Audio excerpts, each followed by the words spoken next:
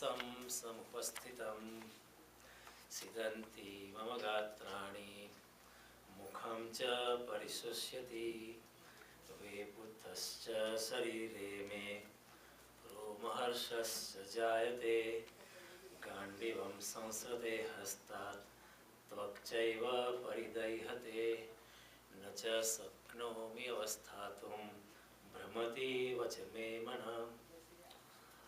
अर्जुन कैसे भगवान कृष्ण ने कि દ્રષ્ટવેવમ સ્વજનમ કૃષ્ણ, એ કૃષ્ણ આ રીતે મારા સ્વજનોને સામે જોઈને, દ્રષ્ટવા એવમ સ્વજનમ કૃષ્ણ, એ કૃષ્ણ મારા સ્વજનોને સામે જોઈને યુયોત્સમ સમુપસ્થિતમ, મારી સામે લડવાને માટે મારા પોતાના સ્વજનો જે ઊભા થયા છે એ જોઈને સિદંતી મમ ગાત્રાણી, મારા ગાત્રો બધા શિથિલ થઈ જાય છે.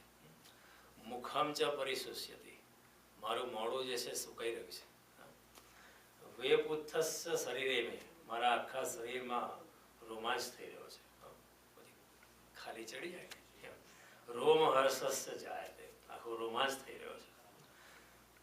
ગાંડીવમ સંસ્રતે હસ્તા, ગાંડીવ ધનુષ્ય મારા હાથમાંથી સરકી જાય છે, લપસી જાય છે, સરકી જાય છે. ત્વક ચૈવ પરિદહ્યતે, મારી ચામડી પણ બળી રહી છે. ન ચ શક્નોમિ અવસ્થાતુમ, હું ઊભો રહેવાને માટે પણ શક્તિમાન નથી, ક્યારે પડી જઈશ કંઈ કહેવાય નહીં. અને ભ્રમતી વચ્ચે મેં, મારું મન જે છે બહુ ચગડોળે ચડ્યું છે, બહુ ભ્રમિત થઈ રહ્યું છે. પહેલા અધ્યાયની આપણે સમરાઇઝેશન કરીશું. આપણે ગીતાના પૂર્વ અધ્યાય પર લગભગ 9 પ્રવચન કર્યા, અને they are all uploaded on YouTube if you want to revisit them. અને હવે આપણે પહેલા અધ્યાયને શ્લોક બાય શ્લોક જવાને બદલે આપણે સમરાઇઝ કરીશું. એવી રીતે બીજા અધ્યાયને પણ સમરાઇઝ કરીશું, ત્રીજાને પણ સમરાઇઝ કરીશું. તમને પણ જરા રિપીટેશન થશે. આ બધા એવા લેસન છે કે જેટલો એકડો ઘૂંટો એટલું આપણા બધા માટે સારું છે, ઇન્ક્લુડિંગ માય સેલ્ફ. કારણ કે કૃષ્ણનો સંદેશો એવો અદ્ભુત છે, એવો મન અને બુદ્ધિની પાર છે. તમે એને જેટલો ઘૂંટો એટલું દરેક વખતે એમાંથી કંઈ નવું ને નવું આપણને પ્રાપ્ત થાય છે.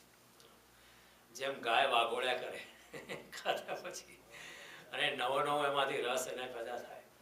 જેમ કૂતરું એકનું ખાડકું ચૂસા કરે, એવું ગીતાનું એવું છે કે જેટલી વાર તમે વાંચો, જેટલી વાર એને અનુભવ કરો, એટલી વાર એમાંથી કંઈ ને કંઈ નવી દ્રષ્ટિએ મનુષ્યને મળતી હોય છે.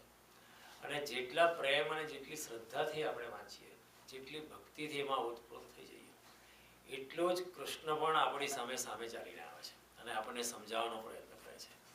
અને તમને પોતાને પણ ખ્યાલ આવશે કે જ્યારે મેં આ પહેલી વાર વાંચેલું, બીજી વાર વાંચ્યું, અરે આ તો મેં આ વિચાર તો પહેલાં આવ્યો જ નહોતો.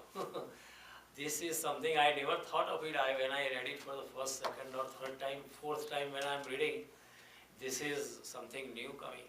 અને એ વિચારનો દાતા ભગવાન છે. દદામી બુદ્ધિ યોગમ તમ યેન મામ ઉપયાન્તિ તે, મારા ભક્તોને હું સાત્વિક બુદ્ધિ આપું છું જેથી એ વિચારોથી મને પામી શકે. એટલે આપણે પહેલા અધ્યાયનું સમરાઇઝ કરીશું, બીજાનું કરીશું, ત્રીજાને આપણે સમરાઇઝ કરીશું, ચોથાને પણ આપણે જ્યાં સુધી આવ્યા છે, લગભગ અડધે આવી ગયા હતા ત્યાં સુધી સમરાઇઝ કરીશું. અને પછી આપણે શ્લોક બાય શ્લોક પાછા આપણી યાત્રા પર જઈશું. તો અહીંયા યુદ્ધની શરૂઆતમાં જ પહેલા અધ્યાયમાં ભગવાને અર્જુને કહ્યું કે સેનયોર ઉભયોર મધ્યે રથમ સ્થાપય મે ચિત્તમ. હે અચ્યુત કૃષ્ણ, બે સેનાઓની વચ્ચે મારા રથની સ્થાપના કરો. સેનયોર ઉભયોર મધ્યે રથમ સ્થાપય મે યાવદેતા નિરીક્ષ્યહમ યુદ્ધ કામાન અવસ્થિતા, જેથી અહીંયા યુદ્ધની આશાએ, યુદ્ધની આકાંક્ષાથી જે લડવાયા છે એનું બરાબર જોઈ શકું. એટલે ભગવાને એવું અર્જુને કહ્યું, એટલે ભગવાને as a very obedient driver, as a very obedient સાથી બરાબર બે સેનાઓની મધ્યમાં રથની સ્થાપના કરી. અને ભગવાને કહ્યું, જો પશ્યેતામ પાંડુપુત્રાણામ મહતે ચમમ, આ સામે ઉભેલા તારા સ્વજનોને જો, આ સામે જે ઊભા છે એ તારા કુરુપુત્રોને, તારા કઝિનને જ જો, તારા બ્રધર્સને જો. અને એવું જ્યારે થયું ને અર્જુને જ્યારે જોયું કે અહીં તો આપણે મારા પોતાના જ માણસો છે, તો અર્જુન જરા ડગી ગયો. અર્જુન જરા, અને અહીંયા કે જે દ્રષ્ટવેવમ સ્વજનમ કૃષ્ણ. આ રીતે મારા સ્વજનને જોઈને મારી સામે લડવા ઊભા થયેલા જોયું. સિદ્ધંતી મમ ગાત્રાણી, મારા ગાત્રો શિથિલ થઈ રહ્યા છે. મુખમ ચ પરિશુષ્યતિ, મારું મોઢું સુકાઈ રહ્યું છે. વેપુત્થશ્ચ શરીરે મેં, મારા શરીરમાં એક જાતનો રોમહર્ષ પેદા થાય છે. ગાંડીવમ સંસ્રતે હસ્તાત, ગાંડીવ ધનુષ્ય મારા હાથમાંથી સરકી રહ્યું છે. મારી ત્વચા ત્વક ચૈવ પરિદહ્યતે, મારી ત્વચા પણ બળી બળી રહી છે. નચ શક્નોમિ અવસ્થાતો, હું ઊભો રહેવાને માટે પણ શક્તિમાન નથી અને મારું મન ભમી રહ્યું છે. એક વિચારવા જેવી બાબત છે કે અર્જુનનું મમત્વ છે. અહીંયા સામે રિલેટિવ્સ છે એટલે માણસ ડગી જાય. સામે કોઈ બીજું હોત તો કદાચ ના ડગી ગયા. સામે પોતાના જ માણસ છે, પોતાના જ ગુરુ છે, પોતાના જ પિતામહ છે, પોતાના જ કઝિન્સ છે. ભલે they may not be good people, but still પોતાના જ માણસોને જોઈને, જેની જોડે આખી જિંદગી એટેચમેન્ટ હતું, આસક્તિ હતી, એવા માણસોને જોઈને અર્જુન ડગી ગયો છે. અને મમત્વ અને એટેચમેન્ટને લીધે અર્જુન વિષાદમાં ચાલી ગયો છે, દુઃખમાં ચાલી ગયો છે. કેમ દુઃખમાં ચાલ્યો? કે મમત્વ છે અને એટેચમેન્ટ છે, માટે અર્જુન વિષાદમાં ચાલ્યો. તમે વિચાર કરો કે જે આટલો બહાદુર માણસ હતો, આટલો તેજસ્વી હતો, આટલો શક્તિશાળી હતો, જેની ધનુષ્યની ટંકારથી લોકો ગભરાઈ જતા હતા, એ માણસ અત્યારે પ્રમાણિકતાથી શ્રી કૃષ્ણને કહે છે. કારણ કે શ્રી કૃષ્ણ મિત્ર છે અને મિત્રની સાથે જ બધું કહેવાય, બરાબર? કદાચ મા બાપને ન કહેવાય એટલું મિત્રને આપણે કહેતા હોઈએ છીએ.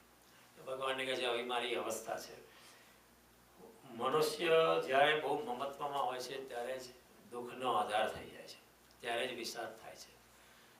શ્રી નારદજી શ્રીમદ ભાગવતમાં વારંવાર કહે છે કે દુઃખનું કારણ માયા છે.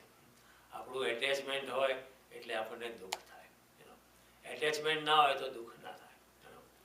બુદ્ધ ભગવાને પણ કહ્યું કે attachment, desire is the cause of rebirth. તમારી ઈચ્છાઓ છે, તમારું એટેચમેન્ટ છે, તમારી આસક્તિ છે, એ જ પુનર્જન્મનું કારણ બને છે.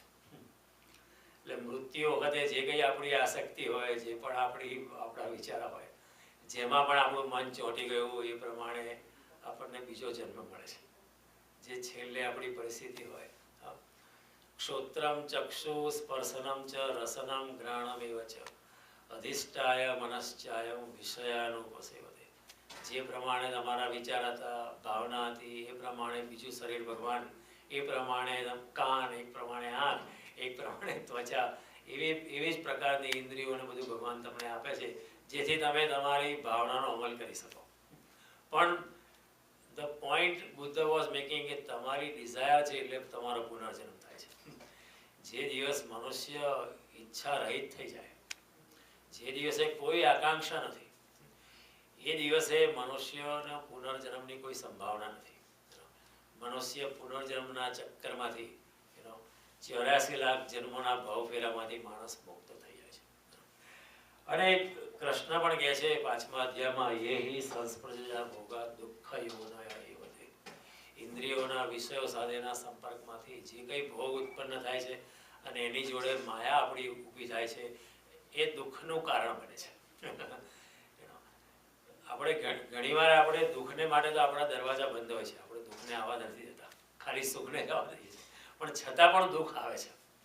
અને દુઃખ આવે છે એનું કારણ એ છે કે આપણે સુખને આવવા દઈએ છીએ, અને સુખ જ દુઃખમાં પરિવર્તિત થાય છે, સુખનું જ દુઃખમાં રૂપાંતરણ થાય છે. આજે તમે એકદમ બ્રાન્ડ ન્યુ મર્સિડીઝ કે લેક્સસ ગાડી લઈને આવો and you are planning to go with it to work tomorrow, and your daughter comes and says, can I take it to college? And then you say, no, don't take it, I'm taking it tomorrow. And then your daughter may not mind, okay, she may be a nice girl, she says, okay daddy, fine. But એટલામાં તમારી niece આવે કે uncle can I take it? No, તમારી એવી પરિસ્થિતિ જરા નાજુક થઈ જાય કે નીસને ના કહીશું તો ભાઈને ખોટું લાગશે, અને ભાઈને ખોટું લાગશે એના કરતાં બમણું ભાભીને ખોટું લાગશે કે સારું લઈ જજે. જેવું તમે લઈ જજો કોઈ લઈ યોર વાઇફ મેં છે જોયું બીજાને આપે છે, તમે નથી આપે. જે સુખનું કારણ હતું, એ જ દુઃખમાં પરિવર્તિત.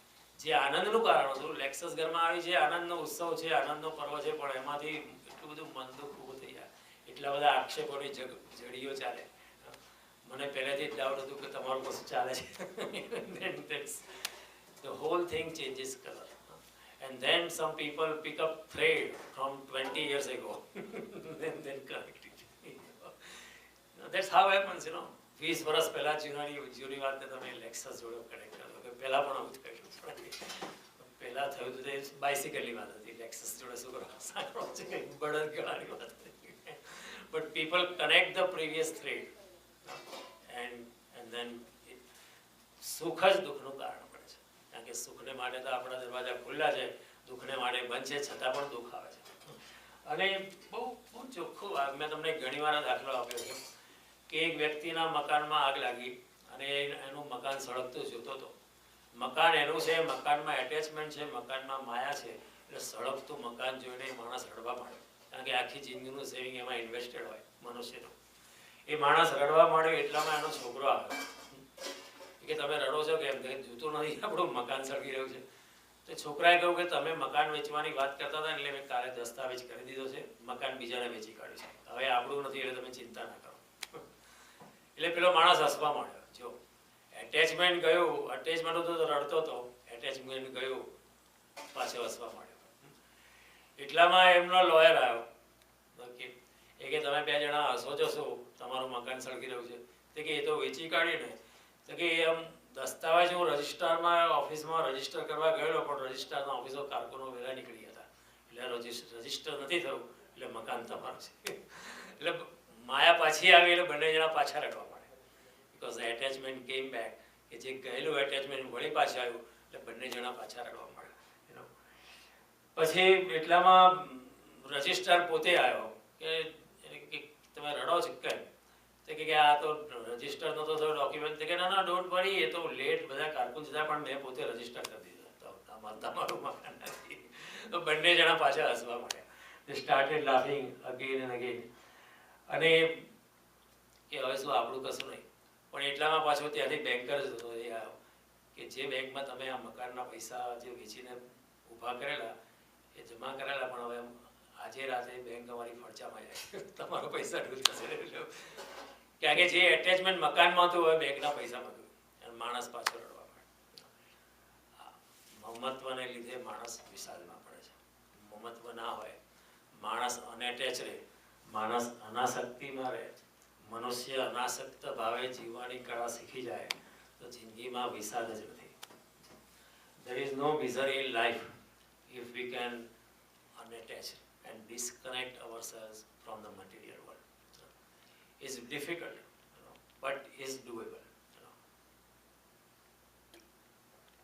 મુશ્કેલ છે, અને મુશ્કેલ એટલા માટે છે કે જન્મો જન્મથી આપણને આસક્તિની ટેવ પડી ગઈ છે.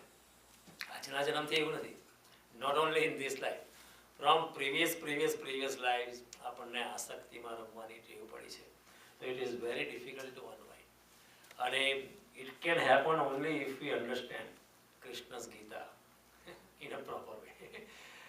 It can happen only if એ ત્યારે જ શક્ય છે કે જ્યારે આપણે રામાયણ, વેદ, મહાભારત બધી વસ્તુને આપણે બરાબર રીતે સમજીએ તો આપણી માયાજાળ જે આપણે જ ઊભી કરી છે, કોઈ બીજાએ ઊભી નથી કરી.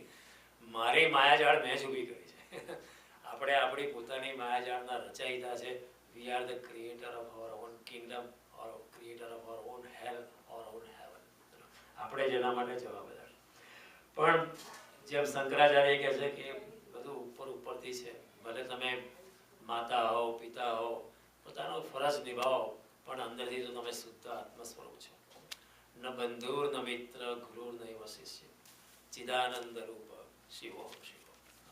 સંસારમાં અનેક સંબંધો છે, અનેક સંબંધોની માયાજાળ છે. પતિ છે, પત્ની છે, કાકા છે, રિલેશન્સ આફ્ટર રિલેશન્સ, વડદાદા છે ને સેવન્થ કઝિન છે ને કાકાના છોકરાનો છોકરો, એટલું બધું મોટું, અને એક્વેન્ટન્સીસ છે, ફ્રેન્ડ્સ છે. પણ આપણું શુદ્ધ સ્વરૂપ તો એકાંત છે, આપણું આત્મા સ્વરૂપ છે. અને આત્માને આ સંબંધો જોડે કોઈ લેવા દેવા નથી. અને આ સંબંધોની જાળની અંદર આપણું જીવન વ્યતીત ના થઈ જાય. અર્જુન એના સંબંધોની જાળમાં અટવાઈ ગયો છે. મારા ગુરુ, મારા પિતામાં, મારા કઝિન્સ, મારા મામા, મારા શાળાઓ, મારા આ સંબંધોની જાળમાં અર્જુન ગૂંચવાઈ ગયો છે, આપણે પણ ગૂંચવાયેલા છે. ભગવાન કહે છે આ સંબંધોની જાળમાં તમારા જીવનને ના અટવાઈ નાખો, પોતાના આત્મામાં ડૂબો. બહુ અતિશય મૂલ્ય સંસારમાં સંબંધ છે, જાળવવો તો પડે છે, પ્રેક્ટિકલી વ્યવહારિક દ્રષ્ટિએ આપણે જાળવવું પડે છે, પણ પોતાની જાળવવાની દ્રષ્ટિએ જાળવો, એમ નથી જાળવું એવું પણ ભગવાન નથી કહેતા. પણ એને બહુ મૂલ્ય ના આપી દો, બહુ એમાં રગવાટ ના કરો, બહુ એટેચ ના થઈ જાઓ, થયા કરે છે બધું. જસ્ટ રિમેન એલોફ, કે આપણે તો આત્મ સ્વરૂપ છે, જે થવાનું છે થશે. અને આ સંબંધોની વાદળીઓમાં આપણા આત્માનો એકાંતનો સૂર્ય ક્યાં બહુ વધારે પડતો ખોવાઈ ના જાય, વધારે પડતો ઢંકાઈ ના જાય, અને આપણું સાચું સ્વરૂપ આપણે ગુમાઈ ના દઈએ, એની આપણે કાળજી રાખવી જોઈએ. શંકરાચાર્ય છે કાતે કાંતા કાતે પુત્ર. તું માને છે આ તારી પત્ની છે, પણ કાતે કોઈ તારી પત્ની નથી, કોઈ તારો પતિ નથી. કાતે પુત્ર, તું માને છે તારો પુત્ર છે, તારી પુત્રી છે, કોઈ અહીંયા સંબંધોની જાળ અહીં નહીં છે. તમે તો ફક્ત આત્મ સ્વરૂપ છે. ક્ષીણે વિત્તે કો પરિવારો. એકવાર ધન ચાલી જાય પછી કોણ તમારી જોડે ઉભું રહેશે એ જોવા જેવું છે. શંકરાચાર્ય આ 500-600 વર્ષ પહેલા છે. ક્ષીણે વિત્તે કો પરિવાર, મીન્સ જેવું ધન ચાલી જાય પરિવારમાં કોઈ તમારી જોડે ઉભું નથી રહેવાનું, બધા એક પછી એક ચાલી જાય. અને જેવું તમને આજે લોટરી લાગે તો 30 વર્ષ પહેલાના માણસો આવીને ઉભા રહી છે કે આપણે સાથે રમતા હતા, સાથે અહીં જતા હતા, સાથે અહીં જતા હતા, બીકોઝ ત્યાં કોમન એટેચમેન્ટ છે, કોમન ઇન્ટરેસ્ટ છે. એટલે સંસારના ઝમેલાથી જે આ રીતે દૂર થઈ જાય છે, થોડો પાછળ સરકી જાય છે, એ જ થોડો સંન્યાસમાં પ્રવેશ કરી શકે છે, અને એ જ પરમાત્મા જોડે કનેક્ટ થઈ શકે છે. નહીં તો આપણે સંસાર જોડે જ કનેક્ટેડ રહીએ, કારણ કે સંસાર એટલે ભવિષ્ય છે. એટલે આપણે ભવિષ્ય જોડે we are always looking at future. વર્તમાનમાં આપણે હોતા જ નથી. અહીં બેઠા બેઠા પણ આપણે ભવિષ્યના જ પ્લાન કરતા હોઈએ, કારણ કે દેટ ઇઝ હાઉ સંસાર ચક્ર ચાલે છે. ગમે તેટલા $1 ટ્રિલિયન ભેગા થઈ ગયા તો પણ કાલે આપણે વોટ ઇઝ ધ પ્લાન, કાલે બીજા કેટલા બનાવવા, કારણ કે એનો અંત નથી આવતો. કારણ કે આપણે $10,000 લઈને આવ્યા હોય, 1 લાખ થશે તારે શાંતિથી બેસશું, 1 લાખમાં 2 લાખ, 10 લાખ, 15 લાખ, 20 લાખ થાય તો પણ the mind continuous planning four future. And future means તમે વાસનાઓની પાછળ આપણે જઈએ છીએ, અને વાસનાઓની પાછળ જઈએ છીએ એટલે મીન્સ આપણે વર્તમાનમાં નથી એટલે આપણે આત્મામાં નથી અને પરમાત્મામાં નથી, કારણ કે આત્મા અને પરમાત્મા વર્તમાનમાં છે. God is here and now, he is not in future. Your soul understanding and aligning with our own soul is here and now. એક વર્તમાનનું એક બહુ જ બારીક અને સંકીર્ણ છિદ્ર છે, which always continues moving away. એમાં જ તમે પરમાત્મામાં પ્રવેશ કરો છો. ભૂતકાળનો તો કોઈ કંટ્રોલ છે નહીં, ઇટ હેઝ ઓલરેડી ગોન. ભવિષ્ય પર કંટ્રોલ નથી, વર્તમાન તમારા હાથમાં છે. એટલે આ રીતે અનેક રીતે ભગવાન કહે છે કે થોડી અટેચમેન્ટથી જરા દૂર થઈ જા અને પોતાની ચેતના પ્રત્યે તું ચેતનવાન થઈ જા. આપણી ચેતના અત્યારે પદાર્થ જોડે જોડાયેલી છે, એને લીધે આપણે પદાર્થ જેવા થઈ જઈએ છીએ, પણ આપણી ચેતના જોડે જ જોડી દઈએ, ચેતના પ્રત્યે જ આપણે ચેતનવાન થઈ જઈએ. If we are becoming conscious of our own consciousness, the whole dimension changes. આખી દુનિયાનો આધાર બદલાઈ જાય છે. અને જે અર્જુનની પરિસ્થિતિ છે અત્યારે, એ પરિસ્થિતિમાં આપણે પણ છે, અને એ પરિસ્થિતિ આપણે પણ મુક્ત થઈ શકીએ. પહેલા અધ્યાયને વિષાદ યોગ કયો છે. બધા યોગ આવે છે ને, બીજો અધ્યાય જ્ઞાન યોગ, સાંખ્ય યોગ, ત્રીજો કર્મયોગ, કર્મ સંન્યાસ યોગ, ભક્તિ યોગ, એવા અનેક પછી અનેક યોગો આવે છે, ભગવાન સમજાવે છે. પણ પહેલા અધ્યાયને વિષાદ યોગ કર્યો છે. આપણને ક્વેશ્ચન થાય કે વિષાદ તો કઈ યોગ હોતો હોય, દુઃખ તો કઈ યોગ હોતો હોય, પણ બહુ જેણે કહ્યું છે એને બહુ વિચારીને કહ્યું છે. બહુ જ માણસ વિષાદના વર્તુળમાં આવી જાય, બહુ જ માણસ દુઃખી થઈ જાય તો 2 સંભાવના છે. કાં તો એ આત્મહત્યા કરે, બહુ જ દુઃખી થઈ જાય, કારણ કે દુઃખનું કારણ કઈ માયા છે, અને માયા એટલે થોડો અહંકાર પણ છે. બહુ જ વિષાદમાં આવી જાય તો માણસ આત્મહત્યા કરે, પણ બહુ જ વિષાદમાં આવે તો કોઈ સમ અધર પર્સન આત્મ પરિવર્તન કરી શકે, પોતાની જાતને તપાસે કે આ દુઃખ કેમ થાય છે, કદાચ હું જ જવાબદાર છું. So there are 2 possibilities. વિષાદની અંદર એક તો એવું છે કે યુ મે કમિટ સ્યુસાઇડ. બહુ જ દુઃખ આવે, માણસ કદાચ પોતાના જીવનને ટૂંકાઈ નાખે. પણ બહુ જ દુઃખ આવે તો એમાં એક બીજી સંભાવના છે કે મનુષ્ય એ વિષાદના વર્તુળોમાં ફસાઈ જવાને બદલે, એ વિશિયસ સર્કલમાં ફસાઈ જવાને બદલે, એ વિષ ચક્રના વમળમાં ભટકાવી જવાને બદલે એ માણસ એમાંથી ટેન્જન્ટ થઈને બહાર નીકળી જાય અને પોતાના આત્માનું પરિવર્તન કરે, આંતરિક રૂપાંતરણ, ધ ઇનર ટ્રાન્સફોર્મેશન. કોઈ વ્યક્તિ આત્મઘાત કરે તો આપણને દયા આવે, એ બિચારાએ આત્મઘાત કર્યો. પણ એકચ્યુઅલી આત્મઘાત કરનાર વ્યક્તિ ઘણીવાર એનું મમત્વ એટલું બધું હોય છે, એને લીધે આત્મઘાત તરફ જાય છે. જો મમત્વ ના હોય તો વિષાદ જ ના હોય, વિષાદ ના હોય તો આત્મઘાત તરફ ના જાય. ઘણાને આત્મઘાત જોડે એમનો અહંકાર સંકળાયેલો હોય છે. આ રીતે જ નહીં તો આઈ વિલ ડુ ધીસ, આ છોકરા જોડે લગ્ન થાય કે આ છોકરી જોડે લગ્ન થાય કે આવું થાય ફેમિલીમાં, તો જ નહીં તો I am giving up my life. પણ એનો આધાર એવું નથી કે કોઈ સારા કાર્ય માટે એની લાઈફ આપે છે. એનો કે આ રીતે થવું જોઈએ, my way or the wrong way. આત્મહત્યા પાછળ પણ બહુ મૂળભૂત મોટી માયા, મોટું મમત્વ અને મોટો અહંકાર છુપાયેલો છે, જે આપણે જોઈ શકતા નથી. ચલો, સો ઘણીવાર આત્મહત્યાની પાછળ મનુષ્ય બહુ જટિલ હોય છે, એડેપ્ટેબલ નથી હોતો અને મમત્વને છોડવા તૈયાર નથી હોતો, પોતાનો અહંકાર છોડવા તૈયાર, પોતે રૂપાંતર થવા માટે તૈયાર નથી હોતો, માટે આત્મહત્યા તરફ જાય છે. એટલે કૃષ્ણ કહે છે કે અને વાસ્તવમાં આત્મહત્યા કોઈ કરી શકતું નથી, બહુ તો શરીર હત્યા કરે. આ શબ્દ ખોટો છે. આત્મહત્યા જે આપણે શબ્દ વાપરીએ છીએ એ શબ્દ ખોટો છે, કારણ કે આત્માની હત્યા તો કોઈ કરી શકતું જ નથી. આત્મા તો અજર છે, અમર છે. બહુ તો તમે શરીરની હત્યા કરો. એટલે આપણે ભાષાકોશમાં જે શબ્દ છે એને સુધારવાની જરૂર છે કે એને શરીરની હત્યા કરી. આત્મહત્યા તો સંભવ જ નથી. આત્મા તો અમર, અજર ને અમર છે. તમે તમારા શરીરને મારી નાખશો તો તમારો આત્મા તો અમર જ છે. એક સંભાવના આ છે. બીજી સંભાવના આત્માનું રૂપાંતરણ છે, પોતાની જાતને રૂપાંતરણ કરી કાઢે. મનુષ્ય મમત્વને છોડી દે, મનુષ્ય ડિઝાયર્સને છોડી દે અને પ્રમાણિકતાથી વિષાદ અને મનોમંથનમાંથી પસાર થાય અને પોતાના વિષાદના પાયામાં મમત્વ, એટેચમેન્ટ છુપાયેલું છે એને બરાબર સમજી શકે તો વિષાદ ચાલી જાય.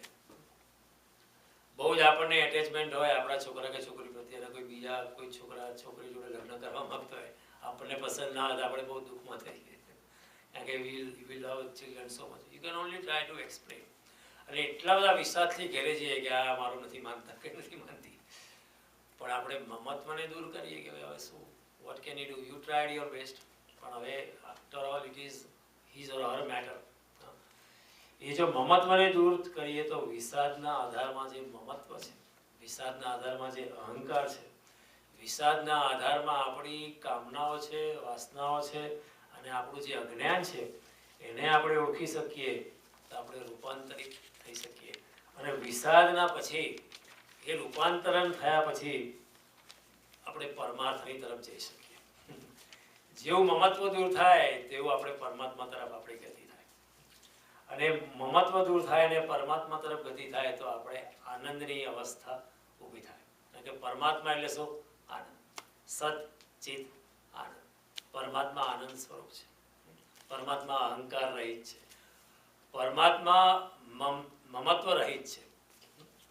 જો કૃષ્ણની અપરિહારિતા જુઓ, કેટલી એમની અનાસક્તિ છે. એમનો પોતાનો આખો કુળ ડૂબી રહેલો, યદુકુળ આખો, it was being destroyed. He did not bother about it. He said let it be so. કેટલું અપરિહારિતા છે. આટલા બધા રાજ્યો એમણે જીત્યા પણ એકે એમણે પોતે નહીં રાખ્યું, જેનું હતું એને પાછું. How untouched he is, totally. પદ્મપત્ર એવા અંબસા, જેમ પાણીમાં કમળ હોય છે એમ કૃષ્ણ અને રામ પોતાની જિંદગીને જીવ્યા. કોઈ જાતનું એમને એ નથી, કોઈ જાતનું એટેચમેન્ટ નથી.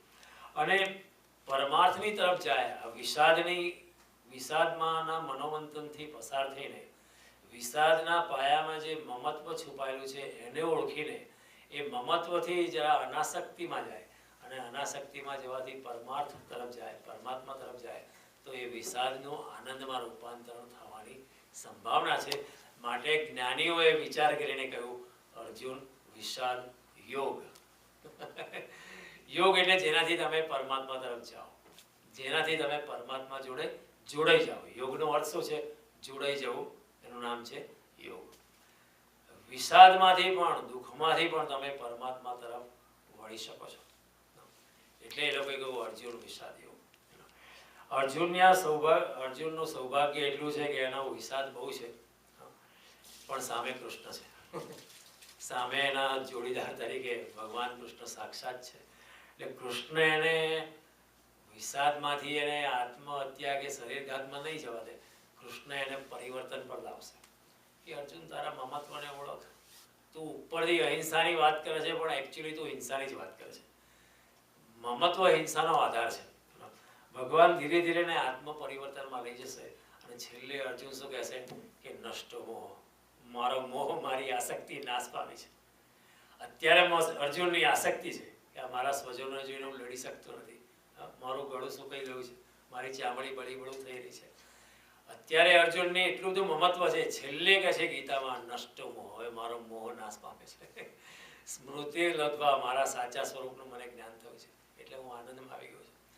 પહેલો અધ્યાય વિષાદ યોગ, અને છેલ્લે અર્જુનનું સ્ટેટમેન્ટ શું છે કે તમારી કૃપાથી, તમારી સમજાવટથી તમે આટલું બધું ગીતાનો ઉપદેશ મને કર્યો, એનાથી અત્યારે હું મારી સ્મૃતિ, મારા આત્મ સ્વરૂપને ઓળખી શક્યો છું તમારી કૃપાથી, અને તમારી ઉપર સમર્પિતતાથી હું પીગળી ગયો છું.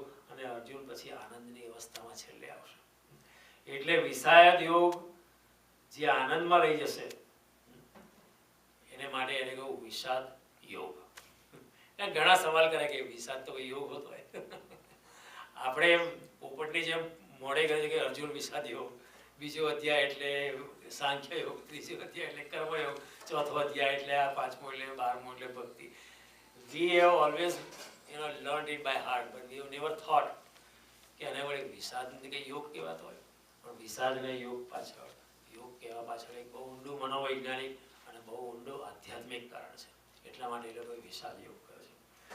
ઘણીવાર સવાલ એમ થાય કે આ વિષાદ યોગ જે છે તે અર્જુનને કેમ થયો ને યુધિષ્ઠિરને કેમ ના થયો?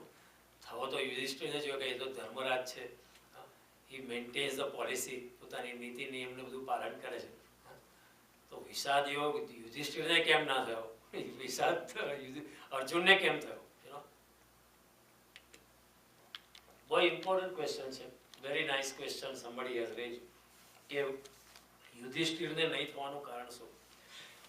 ઘણીવાર એવું બને છે સમાજની અંદર ઘણા લોકો ખાલી ઉપરથી આસ્તિક છે. મોટા ભાગના લોકો સમાજની અંદર 100માંથી 99% જેટલા આસ્તિક છે, એમાંથી 99% ઉપરથી આસ્તિક છે. મા બાપે કહ્યું, શિક્ષકે કહ્યું, કોઈ સારા માણસે કહ્યું, સજ્જને કહ્યું, કોઈ કહેવાતા પંડિત કે ગુરુએ કહ્યું એટલે કહ્યું કે સવારે આરતી કરજો, દીવો કરજે, આટલો સુંદરકાંડનું પારાયણ કરજો, આ કરજો, અને માણસ કરતો હોય છે. પણ ઘણીવાર એમાં યાંત્રિકતા હોય છે. You see some people going to office quickly they recite 5 mantra, but their mind is not in the mantra. ભગવાનમાં મન નથી. Mind is going, starting to work, going to job or going to business. Even while praying God, we are preparing a list of things to do in our mind. આ આપણી અવસ્થા છે. ઘણીવાર આપણી આસ્તિકતા ઉપરથી છે કે હવે એકાદશી છે એટલે ઉપવાસ કર્યો છે, આ છે એટલે હવે વ્રત કર્યું છે, આ છે એટલે યજ્ઞ કર્યું છે, અને એમાં આપણી ધાર્મિકતાની વ્યાખ્યા થઈ ગઈ છે. અને આપણે આપણી જાતને બહુ ધાર્મિક કહેવડાવીએ છીએ, પણ એ ધાર્મિકતા છે એવું જરૂરી નથી. સાચી ધાર્મિકતા ત્યારે જ છે જ્યારે મનુષ્યનું આંતરિક પરિવર્તન થાય, જ્યારે મનુષ્ય ટોટલી નિર્મમત્વ અવસ્થામાં આવે, બિલકુલ અનાસક્તિમાં આવે અને પોતાના સમત્વમાં આવે, ત્યારે સાચા ધર્મની શરૂઆત છે. ત્યાં સુધી ધર્મ એક ઔપચારિકતા છે કે દર રવિવારે ચર્ચમાં જાય છે લોકો, કે મંદિરમાં જાય છે, કે આ પૂજા કરે છે, પાઠ. એનો વિરોધ નથી, એ પણ પ્રેમથી કરીએ, ભક્તિથી કરીએ અને પૂર્ણ શ્રદ્ધાથી કરીએ તો it is a wonderful thing. પણ ઘણીવાર આપણે યાંત્રિકતાથી કરીએ છીએ, અને ઘણીવાર જે મંત્ર બોલાતા હોય છે એ મંત્રનો મિનિંગ કોઈને ખબર નથી, અને કરાવનાર પંડિત પણ બહુ ઝડપમાં, બહુ ઉતાવળમાં હોય છે. જે સાત્વિક, જે યોગ્ય જે આસ્તિકતા છે, મનુષ્ય ઉપરથી આસ્તિકતા આપણે પહેરી લઈએ છીએ, ઓઢી લઈએ છીએ. સ્વામી રામતીર્થે કહ્યું કે ઉધાર કી આસ્તિકતા. People have borrowed faith. It is a borrowed faith. It's not real faith. ઉધારની આસ્તિકતા છે. મા બાપે કહ્યું, શિક્ષકે કહ્યું, કલેક્ટિવ પિયર પ્રેશર, એટલે આપણે આસ્તિકતાને ઉડી દઈએ છીએ. અને ઘણાને પોતાની જાતને નાસ્તિક કહેવડાવવાની હિંમત નથી હોતી. બહુ જ આસ્તિક હોય એને બહુ તમે સવાલ કરો તો એમ કે મને પણ ડાઉટ તો હતો કે ભગવાન જેવું કોઈ છે નહીં. You know, if you question him, they may say, well, I think, yeah, you are right. એનું કારણ એ છે કે લોકો બરાબર સનાતન ધર્મને સમજ્યા નથી. સનાતન ધર્મનો જે પાયો છે એને યોગ્ય રીતે પૂર્ણ તત્વથી સમજ્યા નથી. માટે આપણી આસ્તિકતા પણ ઉપરની છે. જે વ્યક્તિ નાસ્તિકતાની અગ્નિમાંથી પસાર નથી થતો એની આસ્તિકતાનું પણ કોઈ મૂલ્ય નથી. Vivekananda did not believe in God in the beginning and he was questioning everybody. God doesn't exist, God doesn't, and he used to question even biggest pandits of his time. Because he was true, he was honest person. કે I don't believe means I don't believe. લોકોને જે કહેવું હોય તો કહેવા દો. પણ જ્યારે રામકૃષ્ણ પરમહંસ જોડે સંપર્ક થયો ત્યારે એમની જે નાસ્તિકતા આસ્તિકતામાં પરિણમી. તો એ વિવેકાનંદની જે આસ્તિકતા છે, નાસ્તિકતામાંથી આસ્તિકતા જે થયા, ઇટ ઇઝ 100%. આપણી આસ્તિકતા થોડી લ્યુકોમ છે. કોઈ આમ કહેતો આમ કહેતો આમ કહેતો આમ કહેતો. ઉધાર કી આસ્તિકતા આમાં કામ નથી લાગતી. જે આસ્તિકતા આત્મ પરિવર્તનથી ઉદ્ભવિત નથી થતી, કેવળ બાહ્ય આડંબર પર નિર્ભર છે, એનું કોઈ મૂલ્ય નથી. એકવાર એક એટલાન્ટામાં એક પંડિત હતા. સવારે એમણે વેડિંગ રિસેપ્શન કરાવડાવ્યું અને સાંજે પછી રિસેપ્શનમાં he was there, and he was drinking wine and all kinds of liquor, so સવારે તો એમણે બહુ સારી વિધિ કરાવી. I must say he did it very well. He explained the meaning કે જે લગ્નની વિધિની પાછળ શું મિનિંગ છે. આપણા શાસ્ત્રો પ્રમાણે બરાબર વ્યવસ્થિત અંગ્રેજીમાં પણ સમજાયું, ગુજરાતીમાં પણ સમજાયું. And in the evening he was drinking and I could not stop asking him okay, what is this duality? What is this hypocrisy? He couldn't answer well. He said, well, અત્યારે તો રિસેપ્શન છે ને એટલે પીવાય.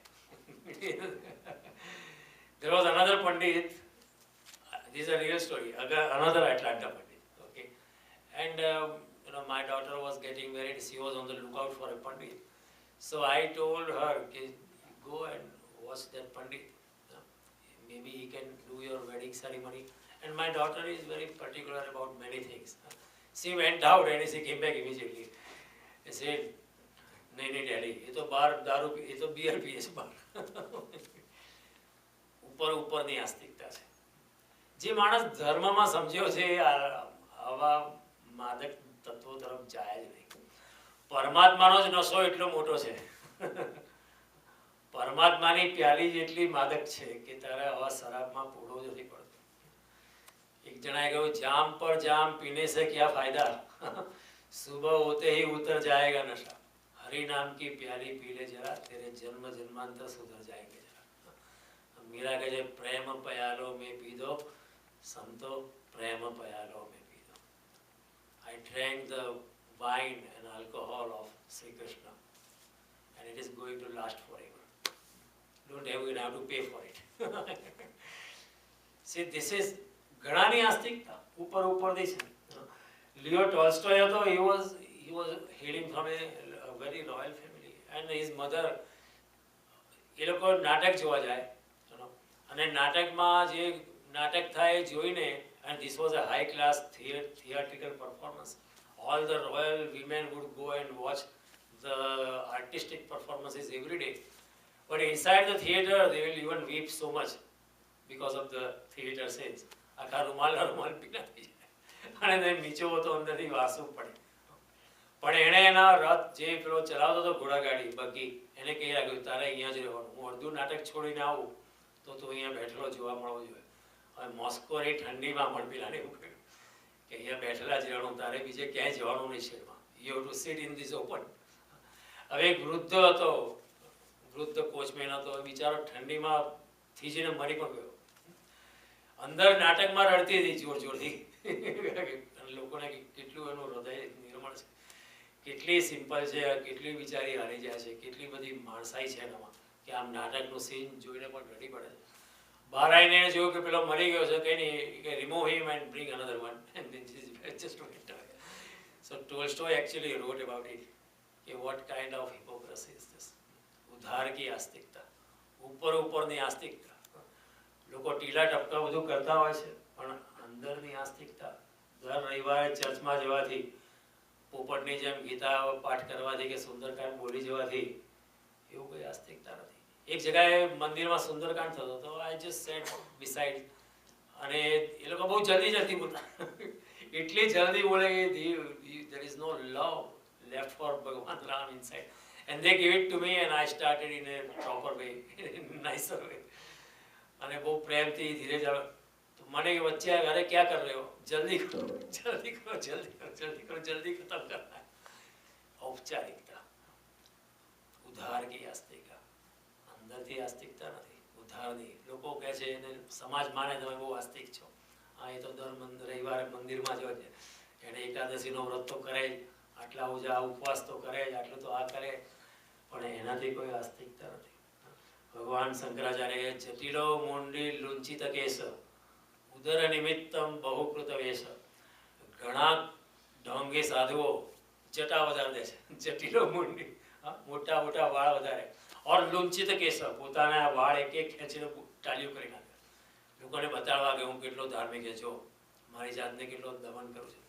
જટિલો મુંડી લુંચિત cache, અને બધા સંન્યાસના વસ્ત્રો ધારણ કરીને આ કોઈ દાડો આ પહેરે, કોઈ દાડો આ પહેરે. ભગવાન શંકરાચાર્ય કહે છે ઉદર નિમિત્તમ બહુકૃત વેશ, પેટનો ખાડો ભરવા લોકોની આંખમાં ધૂળ નાખે છે, અને આવા જાત જાતના વેશ ધારણ કરે છે. શંકરાચાર્ય બીજું પણ લખ્યું, કુરુતે ગંગા સાગર ગમનમ વ્રત પરિપાલનમ અથવા દાનમ. ગંગા જાય છે, યમુના જાય છે, ગોદાવરી જાય છે, સરસ્વતીમાં નાવા જાય છે, પવિત્ર થવા જાય છે, વ્રતનું પાલન કરે છે, નિયમોનું પાલન કરે છે, પરંતુ જ્ઞાન વિહીન સર્વમતિના મુક્તિર્ન લભતી જન્મ સતેના.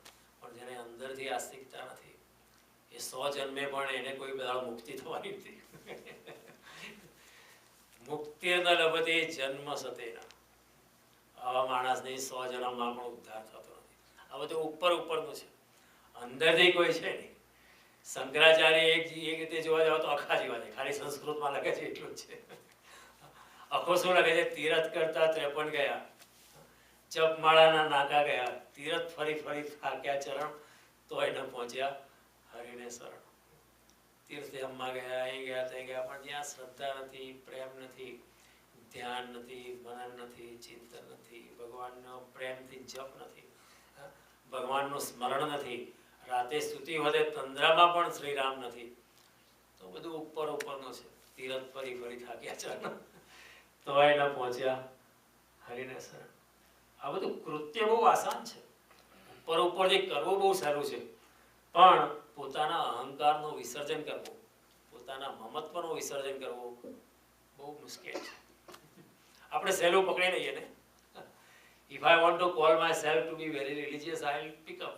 Okay, ચાલો કરાઈશ, દર રવિવારે હાજર થઈ જઈશ, આમ કરીશ, તેમ કરીશ, મારી જાતને હું ધાર્મિક કહેવડાવી શકું. પણ શંકરાચાર્ય કૃષ્ણ ઇવન કૃષ્ણ કહે છે મિથ્યાચાર તદોચ્યતે. જે માણસ ઉપરથી આડંબર કરે છે પણ અંદર તો વિષયોનું સ્મરણ કરે છે, અંદર તો એનું મન જાય છે, ચારે બાજુ ભટકે છે, એ માણસ પોતાની જાતને જ છેતરે છે, અને મિથ્યાચાર અને કહેવાય. કૃષ્ણ પણ કહે છે, શંકરાચાર્ય કહે છે, અભો પણ કહે છે, બધા જે વિદ્વાન પુરુષો જેની આસ્તિકતા ઉધારની નથી, એ માણસો કોઈ પણ વસ્તુ આવી વસ્તુ એ ઉપરથી ભલે ગમે તે ના કરે, પણ is totally aligned with the supreme. એકનાથને એકવાર એને પિતૃઓનું તર્પણ કરવાનું હતું. આપણે જે પિતૃઓનું તર્પણ કરતા હોય છે, તો બ્રાહ્મણોને જમવા બોલાયેલા. તો બ્રાહ્મણ આવે પેલા થોડા હરિજનો આવી ગયા. તો એકનાથ તો એટલો દ્રવિત થઈ ગયો હરિજનોની હાલત જોઈને, તો બધું બ્રાહ્મણોને ખવડાવવાનું, તો એ બધું હરિજનોને ખવડાવ્યું. અને બ્રાહ્મણો આવ્યા તો એટલો બહુ ગુસ્સે થઈ ગયા. એકનાથે કહ્યું તમે થોડી રાહ જો, ફરી વાર અમે રાંધી દઈએ તમારા માટે, હું મારી વાઈફ વિલ સ્ટાર્ટ વર્કિંગ, તમે થોડા અહીંયા આસન લો, થોડું પાણી પીવો, તમે દૂધ પીવો, છાશ પીવો, થોડા ઠંડા થઈ જાઓ. મેં જે એમાંય ભગવાન છે, હરિજનમાં પણ ભગવાન છે ને, એ તરસ્યો તો એટલે ભગવાન અમે જમાડી છે. બ્રાહ્મણો તો બહુ કોપાયવાન થઈ ગયા. એકનાથની આસ્તિકતા સાચી છે. બ્રાહ્મણો ઉપરથી બહુ તેજસ્વી ને વિદ્વાન હતા, પંડિત હતા, વેદોના વેદો મોઢે હતા, પણ એમની આસ્તિકતા ઉધારની છે, ઉપરથી પકડેલી છે. શ્રી કૃષ્ણ જ્યારે મથુરામાં એકવાર પાછા આવ્યા ત્યારે આખી મથુરા નગરી એમનું સ્વાગત માટે તૈયાર, બે બાજુ હરોળ કરીને ઊભી હતી અને કૃષ્ણ પસાર થયા. તો જ્યારે બ્રાહ્મણોના એરિયામાંથી જતા હતા, બ્રાહ્મણો જોર જોરથી વેદ મંત્રો બોલવા માંડ્યા, કૃષ્ણનું ધ્યાન ખેંચવા કે જો અમે પણ વેદ મંત્રો બોલીએ છીએ, અમે પણ એટલા ધાર્મિક છે. કૃષ્ણ એમની સામે જોયું પણ નહીં. He did not even look at them. કારણ કે he knew કે આ બધું ઉપરથી છે, અંદરથી કોઈ ભક્તિ નથી, અંદરથી કોઈ શ્રદ્ધા નથી. પણ જ્યારે વિદુરજી અને એમના પત્ની સામે આવ્યા, રથ જેમ જેમ આવી ગયો ત્યારે ભગવાન રથમાંથી નીચે ઉતર્યા અને વિદુરજીને ભેટ્યા. હવે આમ તો વિદુરજી દાસી પુત્ર કહેવાય, આપણી વ્યાખ્યામાં શેડ્યુલ કાસ્ટ કહેવાય. ભગવાન ભાવનો મુખ્ય છે, પક્ષા પક્ષી ત્યાં નહીં પરમેશ્વર. He doesn't care. એવું ભગવાનને ભેદભાવ હોત તો સબરીને ત્યાં જાત જ નહીં, વિદુરને ત્યાં જાત નહીં, વિભીષણને ભેટ જ નહીં. ઉચ્ચ કક્ષાનો બ્રાહ્મણ એક કૂતરાને અડકે તોય નાવા જાય, કહેવાનો અફડી ગયો, કૂતરાને અડકી ગયો. એ ઉપરની આસ્તિકતા છે, ઉધાર કી આસ્તિકતા. કૃષ્ણ ભગવાન પણ જ્યારે નાના હતા ત્યારે પરીક્ષા કરવા બ્રાહ્મણોએ બહુ મોટો યજ્ઞ કરેલો. જેવું એકનાથની પરીક્ષા થઈ એવી રીતે કૃષ્ણ ભગવાને પણ પરીક્ષા કરી. બ્રાહ્મણોએ બહુ મોટો યજ્ઞ કરેલો. તો કૃષ્ણ ભગવાન ગોવાળિયા સાથે ગયા અને બ્રાહ્મણોને કહ્યું કે અમને થોડો પ્રસાદ આપો, અમે ભૂખ્યા છીએ. તો એ લોકો ઓળખ્યા નહીં કૃષ્ણને, કહ્યું ના તમને પ્રસાદ ના મળે, આ તો બ્રાહ્મણો માટે, બીજા બ્રાહ્મણો માટે છે, તમારા માટે નથી. એટલે કૃષ્ણ ભગવાન ત્યાંથી ગયા અને બ્રાહ્મણ પત્નીઓ હતી એમને જઈને કહ્યું કે અમે ભૂખ્યા છે, અમને પ્રસાદ આપો. તો બ્રાહ્મણ પત્નીઓ પ્રેમથી પ્રસાદ આપ્યો. બ્રાહ્મણ પત્નીઓની આસ્તિકતા ઉધારની નથી, પણ બ્રાહ્મણ પતિઓની આસ્તિકતા ઉપરથી છે. યજ્ઞ મોટો કર્યો છે, બહુ જ સરસ યજ્ઞ કર્યો છે, બહુ જ લોકોને મંત્રોચ્ચાર કર્યા છે, ધુમાડો કરે છે, ઘી ઉમે છે, પણ આસ્તિકતા ધર્મ અંદરથી એ બ્રાહ્મણો નથી, પણ બ્રાહ્મણ પત્નીઓનું વધારે હતું. એ સામે બાળક ભૂખ્યો છે એને કેવી રીતે ના કહેવાય? કોઈ એમાં મર્યાદા નથી. ભૂખ્યા બાળકને, ભૂખ્યા જાનવરને તરત જ અનાજ આપવું છે. હવે બ્રાહ્મણો આ રીતે મંત્રોચ્ચાર, ઔપચારિકતા ઘણીવાર યાંત્રિકતા થઈ જાય છે. ઘણીવાર આપણે દાદાઓ માટે પિતૃ તર્પણ કરીએ, સવારે રૂપ પર જઈને બધું કાગળ પણ ખવડીએ, પણ જીવતા મા બાપને ત્યાં વૃદ્ધ ઘરડા ઘરમાં મોકલી ત્યાં મોકલી આપો. ઇટ વર્થ, એ કોઈ ભક્તિ નથી. તો યુધિષ્ઠિર ઉપરથી ધાર્મિક છે, આમ ધર્મરાજ કહેવાય છે. યુધિષ્ઠિર ઉપરથી ધાર્મિક છે, પણ અર્જુન છે તે અંદરથી બહુ પ્રમાણિક છે. બહુ પ્રમાણિકતા છે એકદમ. જે માણસની આખી કીર્તિ હોય શૂરવીર યોદ્ધા તરીકે, એ એમ કે કોઈ દાડો કે હું ડગમગી ગયો છું, અંદરથી થથરી ગયો છું. અહીંયા અર્જુન પ્રમાણિકતાથી કૃષ્ણને કહે છે કે હું થાકી ગયો છું, મારાથી નથી, આ સ્વામીના માણસ I cannot fight. What an honest statement. આપણે કોઈ દાડો એમ ના કે અરે હું જોઈ જઈશ, આપણે કોઈ દાડો કોઈને કહીએ ને કે હું ડરી ગયો છું. અર્જુન અહીંયા સામે ભગવાનને પોતાની જાતે કહે છે, હું મારા માણસોને જઈને મારું ધનુષ્ય સરકી જાય છે, ઊભો રહેવા શક્તિમાં નથી, મારી ચામડી બળું થાય છે, મારું મોઢું શું કહી ગયું છે, પ્લીઝ હેલ્પ મી. અર્જુન અહીંયા બહુ પ્રમાણિક છે. યુધિષ્ઠિરની ધાર્મિકતા ઉપરથી છે, બધા નીતિ નિયમોનું પાલન કરે છે. જે કંઈ કન્ટેમ્પરરી લોસ જે હતા એનું યુધિષ્ઠિર પાલન કરે છે, બધા નીતિ નિયમોનું, બધા ધર્મોનું. પણ એમને વિષાદ ન થતો. એટલા નીતિ નિયમોનું પાલન કરે છે, પણ જુગાર રમી શકે છે. He can play game. તમે ધર્મમાં આવો તો તમે, પણ એ યુધિષ્ઠિર એ સમયના જે કાનૂન હતા, એ સમયના જે કાયદા છે એનું પાલન. એ જમાનામાં રાજાઓને જુગાર રમવાની છૂટ હતી, એટલે યુધિષ્ઠિર કે હું જુગાર રમી શકું છું. પણ જે ધાર્મિક વ્યક્તિ છે એ કાયદાથી નથી જતો, એના અંતરના અવાજથી જાય છે. This is a difference. એ જમાનામાં કાયદો હતો કે એ શિકાર પર જઈ શકે છે. રાજાને શિકાર કરવાનો છૂટ આપેલી કે અમુક ટાઈમે રાજા અમુક ગ્રહોમાં અમુક કંટ્રોલ એક્શન માટે control the population he can go and hunt animals. પણ જે સાચો ધાર્મિક વ્યક્તિ હોય શિકાર પર ભલે ને લો એલાઉ કરે, લો તો આપણને અહીંયા એલાઉ કરે છે, આપણે શિકાર પર જઈએ છીએ દર રવિવારે, ચલો let's go hunting, we don't do like that because our conscious bites કે how can you hunt a innocent animal જેણે આપણું ગુજારો કશું બગાડ્યું નથી. Law is allowing you, right. પત્નીને દાવ પર લગાવી દે. In those days, wife was your property. Okay, so you could also put her on the gamble according to the laws of the land that time. So he does it. પણ અંદરથી જે ધાર્મિક વ્યક્તિ હોય ભલે ને લો એલાઉ કરે પણ કે વાઈફને થોડું જુગાર પર મૂકી શકાય. એની પોતાનું વ્યક્તિત્વ છે, એની પોતાની ચેતના છે, એની પોતાની અસ્તિત્વ છે. આવું કે જસ્ટ એક જીવિત વ્યક્તિ છે, તમારો મુગટ મૂકી દો એમ વાઈફને પણ મૂકી દે એવું કે છે, એવો એમને વિચાર નથી આવતો. Think about this.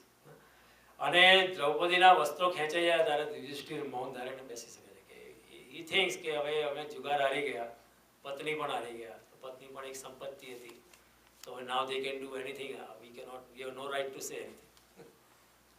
So ઉપરની આસ્તિકતા છે મનુષ્યની.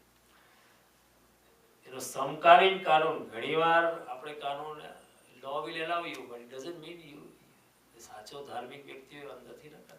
આજે કાનૂન કહેવાય તમે તમને માંસાહાર કરવાની છૂટ છે, કોઈ તમને પકડવા નથી. રસ્તા પર જતી ચિકનને પકડીને મારી નાખશો તો કોઈ તમને nobody is going to charge you. તમારા ભોજન માટે તમે ખાઈ શકો છો, બકરાને કાપીને ખાઈ શકો છો, પણ સાચો ધાર્મિક વ્યક્તિ વિચાર કરશે કે how can I do it? Doesn't sound so aesthetically good, so morally sound. એટલે જે સાચો ધાર્મિક વ્યક્તિ છે એ વ્યક્તિ અંતરના અવાજથી ચાલે છે. કાયદા શું છે, ઉપરનું સમાજના નીતિ નિયમો શું છે, એનાથી નથી ચાલતો. દર રવિવારે હું ચર્ચમાં જઈશ એટલે હું બહુ ધાર્મિક છું. એક સાચો Christian would be so much aligned to Christ whether he goes to church or not, it really doesn't matter to him. Eknath મંદિરે જાય કે ના જાય, એ જ્યાં જાય ત્યાં મંદિર છે. He is a moving temple. Shankaracharya is a moving temple. Wherever he goes, it is a Srimad Bhagavad Gita alive, moving everywhere. તો એ ધાર્મિકતા યુધિષ્ઠિર ધર્મરાજ કહેવાય છે, પણ અર્જુન થોડો અંતરાત્મામાં વધારે છે. એટલે યુધિષ્ઠિરને આ વિષાદ ન થતો, અર્જુનને થાય છે. So we have to understand this difference. આપણી ધાર્મિકતા પણ આપણે તપાસવી જોઈએ કે મારી આસ્તિકતા કેટલી સાચી છે અને કેટલી ખોટી છે. Only us we can examine ourselves. અને વિષાદનું મેં તમને સમજાવું, વિષાદનું કારણ મમત્વ છે, એટેચમેન્ટ છે.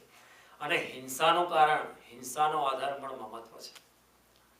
મમત્વ વિના હિંસા નથી થતી. ઉપરથી એમ લાગે છે કે અર્જુન અહિંસાની તરફ વધી રહ્યો છે, એ કોઈને મારવા નથી માંગતો, પણ આ કૃષ્ણ જબરદસ્તી એને ખેંચીને હિંસામાં ધકેલી રહ્યા છે. ઉપરથી એમ કારણ કે અર્જુન કહે છે મારે નથી લડવું, મને જવા દો, આટલા બધાને મારીને હું શું ફાયદો, આટલું બધું લોહી વહેશે, એવું રાજ્ય શું કામનું, લેટ મી ગો, બહુ પાપ લાગશે. ઉપરથી એમ લાગે કે અર્જુન સાચી વાત કહે છે, પણ કૃષ્ણ જાણે છે કે અર્જુન ભલે ભાગી જવાની વાત કરે છે, પણ એના ભાગી જવાનો આધાર પણ મમત્વ છે. સામે પોતાના માણસો ઊભા છે એટલે ભાગી જવા માંગે છે. અને મમત્વ હિંસાનો આધાર છે. હિંસાનો આધાર મમત્વ છે, હિંસાનો આધાર એટેચમેન્ટ છે. અને કૃષ્ણ જોઈ રહ્યા છે કે મમત્વનો આધાર હિંસા છે, અને અર્જુન મમત્વને લીધે ભાગી રહ્યો છે, તેના ભાગી જવામાં પણ હિંસા છે, અને કૃષ્ણને એને પાછા ખેંચીને યુદ્ધમાં રાખવામાં પણ અહિંસા છે. આ સમજવું મુશ્કેલ છે આપણા માટે. પહેલો અધ્યાય ઘણા કહે છે કે પહેલા અધ્યાયમાં કશું નથી, યુદ્ધ છે, વોર છે, આ તે બધા આયા ને ગયા ને બધી અર્જુન વાતો કરે છે, ભીષ્મ પિતામહ આવું બોલે છે, દુર્યોધન આવું બોલે છે. પહેલા અધ્યાયમાં કશું નથી, પણ બહુ સમજવા જેવી વાત છે કે કૃષ્ણ એને યુદ્ધમાં ખેંચીને પણ અહિંસા તરફ લઈ રહ્યા છે, અને કૃષ્ણ એને યુદ્ધમાંથી ભાગી જતો રોકીને પણ હિંસામાંથી બચાવી રહ્યા છે. કારણ કે મમત્વને કારણે, કારણ કે હિંસાનો આધાર જે છે ને મમત્વ છે. જ્યાં સુધી મારી આસક્તિ છે ત્યાં સુધી હિંસાની સંભાવના છે, પણ જ્યારે મારી આસક્તિ નથી તો હિંસાની સંભાવના નથી. જો બે ટીનેજર, એક ટીનેજરની ગેંગ લડતી હોય, તમે ત્યાંથી પસાર થતા હોય, બહુ બધો દૂરથી કહો ભાઈ હવે લડવાનું બંધ કરો, પણ એમાં તમારો સન ઇન્વોલ્વ હોય તો યુ વિલ ગો. કારણ કે મમત્વ છે, you will go into that. And if somebody beats your son, you will start beating the other person. કારણ કે you will get involved, કારણ કે મમત્વ છે, attachment છે. એટલે હિંસાનો આધાર જે છે મમત્વ છે. મારા મકાનમાં કોઈ ચોર ઘૂસી જાય તો હું કદાચ ચોર જોડે લડું, પણ મને એમ કહે કે 10 મકાન છોડીને કોઈ 11મા મકાનમાં કોઈ ચોર ઘૂસે છે, બહુ કંઈ લડવાનું, હું તો બૂમો પાડ્યો અથવા પોલીસને ફોન કરું. હું કંઈ ગન લઈને ચોરને લડવાની છું. Why would I risk my life? કારણ કે મારા મકાનમાં મારું મમત્વ વધારે છે. એટલે મારું મમત્વ હિંસાનો આધાર થઈ ગયો છે. American army went to Iraq, બરાબર? ઇરાક ગયા બધા. ઉપરથી એમ કે અમે ડેમોક્રેસીને માટે ગયા, પણ ગયા છે તેલ ઓઇલ માટે ગયા. ઓઇલ ના તો કોઈ ગયું હોત. ડિક્ટેટરશીપ તો સાઉથ આફ્રિકામાં પણ હતી. નેલ્સન મંડેલાને 28 વર્ષ જેલમાં પૂરી દીધું. એ વખતે કોઈ ગયેલું? કોઈ નહોતું ગયું. પાકિસ્તાનમાં આટલા વર્ષોથી ડિક્ટેટરશીપ હતી, પણ કોઈ ગયું ત્યાં આર્મી? કોઈ ના ગયું. જગતમાં કેટલી બધી જગ્યાએ ડિક્ટેટરશીપ ચાલતી હતી, ગાનામાં અને બર્મામાં. કોઈ આપણે ગયા? ના ગયા. ત્યાં કેમ ગયા? ત્યાં એટેચમેન્ટ છે, ત્યાં ઓઇલ છે એટલે ગયા. અને એટલે ઓઇલ એ હિંસાનો આધાર બને છે. આટલા બધા ઈરાકી બની ગયા, આટલા બધા અમેરિકન સોલ્જર્સ પણ મળી ગયા, કારણ કે ત્યાં ઓઇલ છે. અને ઓઇલ એ હિંસાનું કારણ છે, ત્યાં મમત્વ છે. એટલે આપણે ત્યાં લોકોએ શું કર્યું વિચારીને ગળાવ્યું, જળ જમીનને જોરો, ત્રણેય કજિયાના છોરો. કારણ કે એમાં એટેચમેન્ટ હોય, જળમાં હોય, જમીનમાં એટેચમેન્ટ હોય, પત્નીમાં, પતિમાં, ફેમિલીમાં, ત્રણેય કજિયાના છોરો. કજિયો એટલે હિંસા પણ હોય, અને હિંસાનો આધાર શું છે? મમત્વ. કૃષ્ણ બહુ is a greatest psychologist of all time. E says કે આમ તો અર્જુન ભાગી જઈને એમ કહે છે હું અહિંસક થવા માંગુ છું, પણ ભગવાન જાણે છે એના ભાગી જવાનો આધાર મમત્વ છે. ભાગી જઈને પણ એ હિંસામાં જ જઈ રહ્યો છે. તો ભગવાન કહે છે નહીં, પાછો આવે, અનાસક્ત ભાવે લડો. એટલે કહે છે શું કૃષ્ણ? સુખ દુઃખે સમે કૃત્વા લાભાલાભો જયા જયો તતો યુદ્ધાય યુજ્યસ્વ નૈવમ પાપમ વાપસી. તું સુખ દુઃખ અને સમાન કરીને, હાનિ અને લાભથી દૂર રહીને, જય અને પરાજયની પરવા કર્યા વિના તું પોતાના ધર્મ, પોતાની ફરજ બજાવવાને ખાતર તું યુદ્ધ લડીશ તો તને કોઈ પાપ નહીં લાગે. આટલી બધી હિંસા કર્યા પછી પણ તને કોઈ દાડો પાપ નહીં લાગે. કૃષ્ણ બહુ અદ્ભુત પ્રિન્સિપલ, અદ્ભુત કાયદો બતાવી રહ્યા છે. અર્જુન વારંવાર સ્વજન શબ્દની વાત કરે છે. અહીંયા એના પોતાના શબ્દો છે, દ્રષ્ટેવમ સ્વજનમ કૃષ્ણ. મારા સ્વજનોને જોઈને એવું થયેલું છે. ઇટ ઇઝ સો ક્લિયર કે એનો આ બધો વિષાદ એ સ્વજનને લીધે છે, બાકી કશું થાત નહીં. ઊંડાણથી અર્જુન છે હિંસાથી ભાગીને પણ હિંસામાં જઈ રહ્યો છે, અને કૃષ્ણ અનાસક્તિથી અર્જુનને હિંસા કરાવીને પણ અહિંસામાં લઈ રહ્યા છે. આ તત્વ સમજવું મુશ્કેલ છે, એટલે કૃષ્ણને સમજવાનું મુશ્કેલ છે. કૃષ્ણને બધાએ અવગણના કરી ગણાય.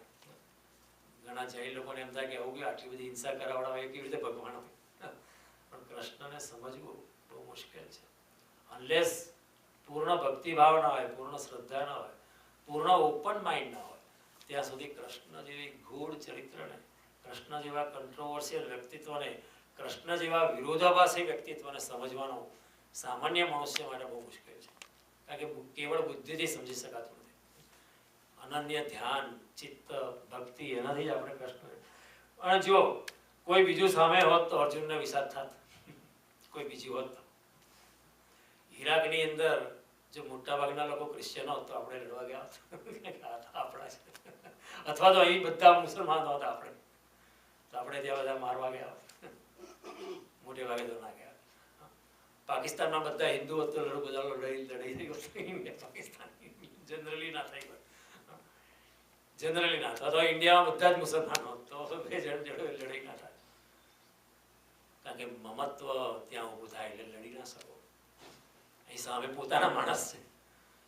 ભૂતકાળમાં અર્જુને બહુ યુદ્ધો કરેલા, આ પહેલા બધાને ઘેટા બકરાની જેમ કાપી કાઢેલા. બાણોનો વરસાદ બધા લોકો ગભરાઈને નાસી છૂટેલા. એના ધનુષ્યના ટંકાથી લોકોના હાજર ગયેલા ભાગો. Arjun is coming, let's run અવે. એટલા બધા લોકો ભયભીત થઈ જાય અર્જુન આવે એટલે. ભૂતકાળમાં પણ લડો. ભૂતકાળમાં આવો સવાલ ઉભો ના થયો કે મારે નથી લડવું, આ બહુ હિંસા થશે એ બધી વાત પહેલા કરી. આ બધું ગ્રામર, આ બધી પંડિતાઈ, આ બધું જ્ઞાનની એને ચર્ચા જે ઊભી કરી છે કે આવું થશે, હું લડીશ તો પાપ લાગશે, લોહીની નદીઓ વહેશે. અર્જુન બધી બહુ આગળ સ્પિનિંગ ધ વ્હીલ કે બધા પુરુષો ખલાસ થઈ જશે તો સ્ત્રીઓનું ચરિત્ર નીચે જતું રહેશે અને એવું થશે તો પછી અધર્મ આવી જશે. અધર્મ આવી જશે, પિતૃઓનું તર્પણ કોઈ નહીં કરે, પિતૃઓનું તર્પણ નહીં કરે તો પિતૃઓ પણ નરકમાં જશે. માટે ભગવાનમાં આપણે ના લેવું જોઈએ. Spinning the wheel. દ્રષ્ટિ is already decided and then is rationalizing his decision. સામે પોતાના જ માણસો છે એટલે અર્જુનનો વિષાદ થાય છે. પોતાના માણસો ન હોત તો વિષાદ નહીં થાય. એટલે ભગવાન ચોખ્ખું જુએ છે એના વિષાદનો આધાર એટેચમેન્ટ છે, વિષાદનો આધાર મમત્વ છે અને મમત્વ પણ હિંસાનો આધાર છે. માટે અર્જુનને પકડી રાખે છે, જવાનું નથી. નોટ ઓનલી જવાનું નથી, એ કહે છે તું અહીં યુદ્ધમાં જવાનું, યુદ્ધમાં રહીને પણ તું તારા પોતાનામાં જા. Not only is not letting him run away, but he is also pulling Arjun back to his own self. કે જગતની જંજાળમાંથી તું તારા પોતાનામાં પ્રવેશ કર, પોતાના આત્માનો અનુભવ કર. Go into yourself. See, કૃષ્ણનો સંદેશ કેટલો. અને અર્જુન જો ભાગી જાય અને અર્જુન જો એમ કે મારા મારવાથી લોકો મરી જાય છે અને મારા ભાગી જવાથી લોકો બચી જશે, તો એ પણ એક જાતનો અહંકાર છે. તું કોણ મારવા વાળો, તું કોણ બચાવવા વાળો? મારવા વાળો એ ભગવાન છે, બચાવવા વાળો પણ ભગવાન છે. પણ તું તારા અહંકારથી એવું માને છે કે તું બધાને મારી નાખીશ તો મરી જશે, તું બચાવીશ તો બચી જશે. કશું તારા હાથમાં નથી. તું ખાલી નિમિત્ત થાય, તું તારી ફરજ બચાવ. કે અહીંયા આ ખરાબ લોકો છે, પ્રજાનું શોષણ કરશે ભવિષ્યમાં, માટે એની સામે લડવાની તારી ક્ષત્રિય તરીકે તારી ધર્મ છે, તારી ફરજ છે. તો ફરજથી તારે ભાગી ના જવું જોઈએ. ભગવાન બહુ ચોખ્ખું કહે છે. અને અર્જુન ભાગી જાત તો પણ યુધિષ્ઠિર તો લડત, કારણ કે માતાની આજ્ઞા હતી. એ તો લગી તો મધર હે order, so Yudhishthir will fight. Come what may, right or wrong, he will fight. Drupad રાજા એણે પણ નક્કી કર્યું હું તો લડીશ જ, વેર ભાવનાથી. ધૃષ્ટદ્યુમ્ન પણ વેર ભાવનાથી લડત, શિખંડી પણ વેર ભાવનાથી લડત, ભીમ પણ વેર ભાવનાથી લડત, દ્રૌપદીના પુત્ર પણ વેર ભાવનાથી લડત. અને કૃષ્ણએ જો ઈચ્છ્યું હોત તો પેલા દ્રોણ અને ભીષ્મને પણ થોડું ડિફેક્શન કરાવી દે, આ બાજુ આવતા બરાબર લડવાની મજા આવશે. એટલે યુદ્ધ તો થતા જ, યુદ્ધ ઉડ્યા. પણ અર્જુને કહ્યું તારા ભાગી જવાથી યુદ્ધ નહીં થાય એવું કઈ છે નહીં. It will happen under any circumstances. So એટલે ભગવાન એને કહે છે તારા ભાગી જવાનો આધાર તારું મહત્વ છે. અને ભગવાન કહે છે તારો ક્ષત્રિય ધર્મ છે. આ એક સમજ આવે કે તમે ભગવાન કહે છે પોતાના સ્વભાવમાં રહેવું જોઈએ. અર્જુનના લોહીના ટીપા ટીપામાં ક્ષત્રિયતા છે. There are people, they would always be willing to fight, willing to be a soldier. They cannot run away. ઘણા લોકો ઈરાકનું વોર કરીને પાછા આવ્યા, પણ if you ask them what do you want to do, I want to go back. ભરેક પગ તૂટી ગયો છે. I was listening to the interview of a one young lady. She came back from Iraq and she lost one of her foot. She's on an artificial limb. And when they asked him what do you want to do, I want to go back and fight again. ક્ષત્રિય ધર્મ અંદર રગે રગમાં. અને અર્જુનની training એવી છે, આખા જીવનનું શિક્ષણ એવું છે. ભગવાન જાણે છે કે તું ભાગી જઈશ તો પાછો આવીશ, કારણ કે જે તારા સ્વભાવમાં પડી પટોળે ભાત, જેનાથી તું રંગાયેલો છે એનાથી તું ભાગી નહીં શકીશ. અને ભગવાને પોતાના સ્વભાવમાં રહેવું. તમારી જે પ્રકૃતિ હોય એમાં તમે રહેશો તો તમને આનંદ આવશે. તમે બ્રાહ્મણ પ્રકૃતિના તો બ્રાહ્મણ રહો, ક્ષત્રિય પ્રકૃતિના ક્ષત્રિય રહો. If you try to copy someone else you will not be happy. જગતમાં જે લોકો, ઘણા લોકો દુઃખી છે કારણ કે પોતાના સ્વભાવમાં નથી.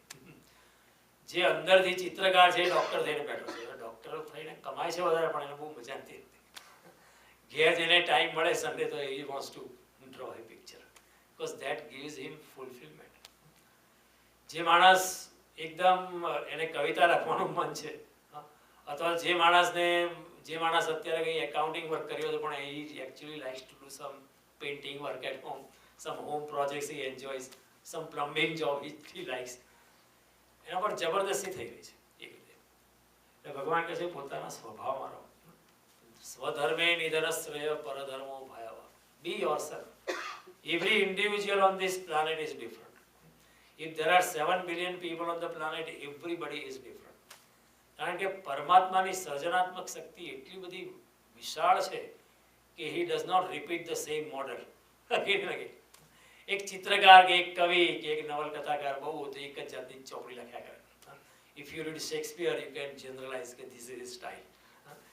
If you read some other author, you will know that this is his style. If you see paintings of Van Gogh, you will know this is his style. He likes yellow color more, and he uses more often. પણ ભગવાનની સર્જનાત્મક શક્તિ એટલી બધી વિશાળ છે કે he doesn't repeat anything. Arjun કહે છે મેં તને કોઈની કોપી કરવા નથી બનાવ્યો. ભગવાન કહે છે મેં તને don't try to be a Brahmin. તું બહુ મોટી પંડિતાઈની વાત કરે છે કે ધર્મ આવું થઈ જશે ના થઈ. તારામાં કશું એવું છે નહીં. તું ભાગી જઈને કંઈ ધ્યાન નથી કરવાનો. You just cannot do it. It is not cup of your cup of tea. તારો ધર્મ શેમાં છે? ક્ષત્રિયતાથી તારે લડવામાં. એને એ લડવાની અંદર પોતાનો ધર્મ બજાવવામાં, પોતાની ફરજ બજાવવામાં તું ભગવાનને પામી શકીશ. That is also one of the way. એટલે ભગવાન એને રોકી રાખે છે. Be yourself, dare to be different. એટલે તમે ઘાસના ફૂલ હો તો ડોન્ટ ટ્રાય ટુ બી એ ગુલાબનું ફૂલ. ઘાસના ફૂલ તો ઘાસનું ફૂલ પણ એની રીતે પોતાની રીતે બ્યુટીફુલ છે. મોગરાનું ફૂલ મોગરાની ફૂલની દ્રષ્ટિએ ઇટ ઇઝ વેરી બ્યુટીફુલ. પછી મોગરાનું ફૂલ નકલ કરવા જાય કે મારે કમળના ફૂલ થઈ જવું છે, એક તો થવાશે નહીં, because genetically it is not possible. અને થવાની અંદર તમારો સમય જશે, શક્તિ જશે.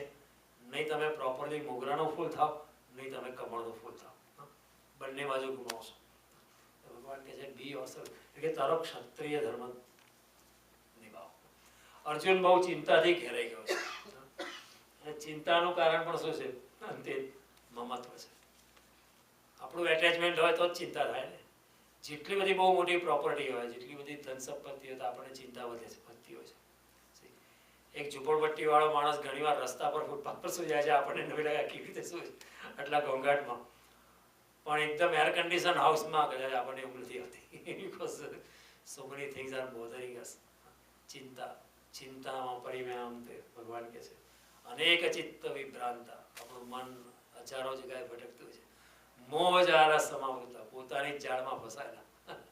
પોતાની જ મોહ જાળમાં માણસ ફસાતો છે. પ્રસક્તા કામ ભોગવીશું, હંમેશા કામ ભોગમાં જેનું મન છે. પતંત્ય નરકે શું છો, એ અશુભ નરકમાં પડે છે, કારણ કે પોતાના આનંદમાં નથી. એટલે માણસ આ રીતે ભટકે. અર્જુનને ચિંતા થાય છે. ચિંતા અને ચિતા બે શબ્દ છે આપણે ત્યાં. ચિંતા ઉપર એક ટપકું છે અને ચિતા પર ટપકું નથી, ઈચ્છા પર. ચિતા મરેલા માણસને બાળી નાખે, પણ ચિંતા જીવતા માણસને બાળી નાખે. ચિંતા જીવતા માણસને બાળી નાખે. ચિંતાનું ચિંતનમાં પરિવર્તન કરવું જોઈએ. અને ચિંતાનું કારણ પણ મમત્વ હોય છે. જેટલું મમત્વ ઓછું હોય એટલે કોઈ ચિંતા નથી. ચા ગઈ ચિંતા મીઠી, મનવા બે પરવા. જેની આસક્તિ નથી એને ચિંતા પણ નથી. जिसको कछो ना चाहिए, જેને કશું જોઈતું જ નથી, वो સહનપતિ સાહ. એ શહેનશાહનો શહેનશાહ છે. જેને કશું જોઈતું નથી એ રાજાઓનો રાજા છે. બાકી તો બધા ભિખારી છે. રસ્તા પર નીચે કોઈ આપણી પાસે ચેન્જ માગે તો એ કદાચ 4 આના માગે છે, કે ક્વાર્ટર કે $1 માગે છે. એ ડોલર જેટલો ભિખારી છે. પણ અહીંયા એને ભગવાન પાસે રહીને મંદિરમાં મારો આ $1 મિલિયન પ્લાન છે, જરા સફળ કરજો. તો અમે બેગર ઓફ હાયર ઓર્ડર. અમે $1 મિલિયન ભિખારી જ, કારણ કે માગણી કરે છે. We are expecting something, so we are a greater beggar than a beggar on the street. ભગવાન પાસે એને કશું માગવું ના જોઈએ. જ્યાં માગણી છે, जिसको कछो ना चाहिए वो સહનપતિ સાહ. આ દુનિયામાં ધનવાન બહુ ઓછા છે, બધા રખેવાળ વધારે છે. I might have $1 million, but I don't own it. I am only a ચોકીદાર. I'm only a watchman for that $1 million. કોઈ આમથી આમ ખસી ના જાય, થોડું સ્ટોકમાં ડાઉન ના થઈ જાય, આમ ના થઈ જાય, આમ ના થઈ જાય. આમ કોન્સ્ટન્ટલી વરીડ અબાઉટ ઇટ. જેટલી મોટી આસક્તિ એટલી મોટી ચિંતા વધારે જગતમાં. It is not a crime to be a rich person, but ભગવાન કહે છે be rich person, there is nothing wrong with it, but don't feel so much attach to it. એટલું બધું એટેચમેન્ટ ના કરો. To be a rich person is not a crime. ભગવાન ગરીબના ઝૂંપડામાં છે તો અમીરના મહેલમાં પણ છે. ઇટ ઇઝ નોટ, પણ તમારી અનાસક્તિ જ કેળવી રાખો. જનક રાજા મહેલમાં રહેતા હતા છતાં પણ સંન્યાસી જેવા હતા. He was living a wonderful life, had so many beautiful queens. એટલો મહેલ હતો, સારા સારા ભોગના પદાર્થો હતા, પણ હી લિવ્ડ લાઈક એ સંન્યાસી. એક ગુરુએ એના શિષ્યને કહ્યું કે હવે તારી ટ્રેનિંગ મારી પાસે પૂરી થઈ જાય, હવે તું કાલથી જનક રાજાના ચરણે જજે. તેને તો કે જનક રાજાને એણે શું ત્યાગ કર્યો છે? એ તો ત્યાં મસ્તીથી રહે છે, ભોગમાં. એ તો બહુ ભોગી છે, મહેલમાં રહે છે, પણ એને ખબર નહીં કે જનક રાજા મહેલમાં રહેવા છતાં પણ એકદમ અનાસક્ત ભાવે સંન્યાસીની જેમ રહે છે, એને ખબર નહીં. તો એને બહુ અહંકાર હતો, પણ ગુરુએ કહ્યું એટલે ગુરુની આજ્ઞા તો પાછી માનવી પડે, જવું તો પડે જ. તો જબરદસ્તી કચવાતા મને ગયો. તો આગલી રાતે જનકે કહ્યું તમે સ્નાન કરી લો, આ કરી લો, તે કરી લો, જમો લો, અને કાલે સવારે આપણે તમારે જે કંઈ પ્રશ્ન હોય તો પૂછજો. તો કે શેનો પ્રશ્ન? તારે પૂછવો તો મને પૂછજે.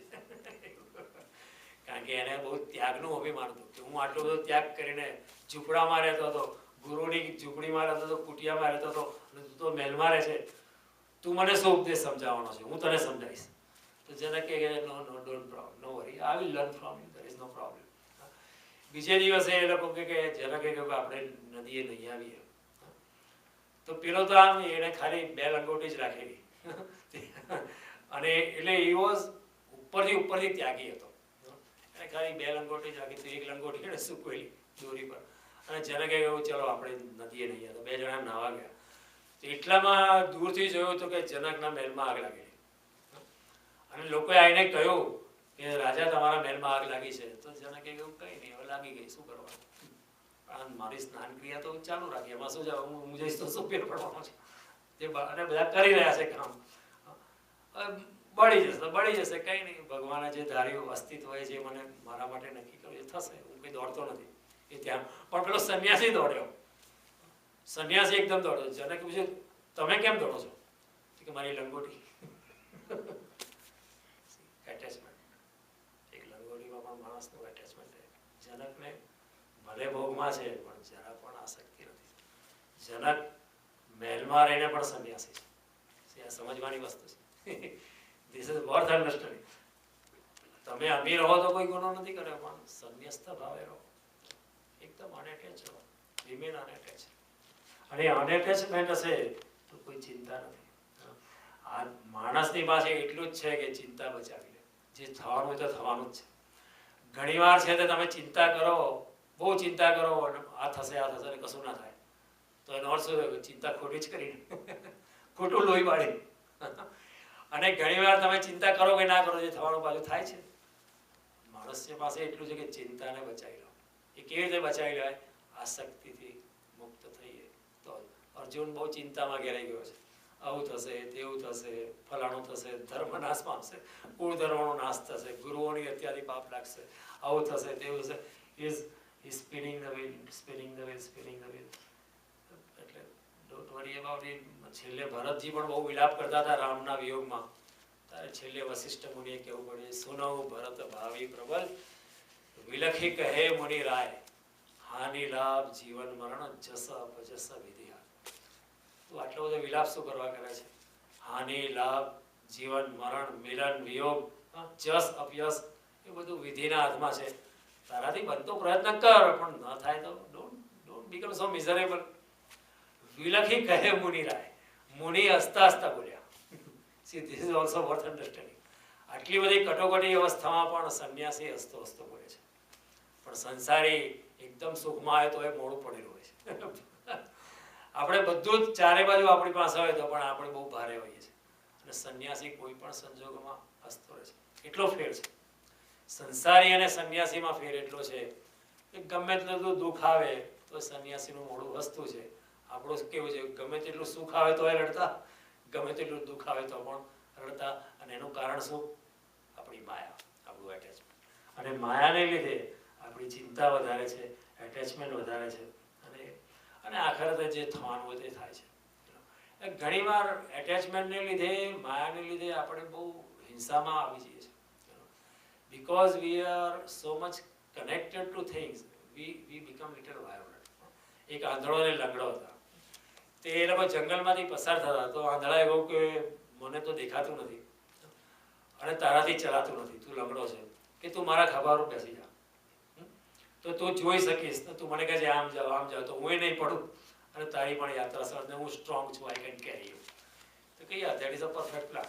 લંગડો ચડી ગયો એના ખભા પર અને બે જણા જંગલમાંથી પસાર. It was going well, but for some reason there was some ડિસએગ્રીમેન્ટ.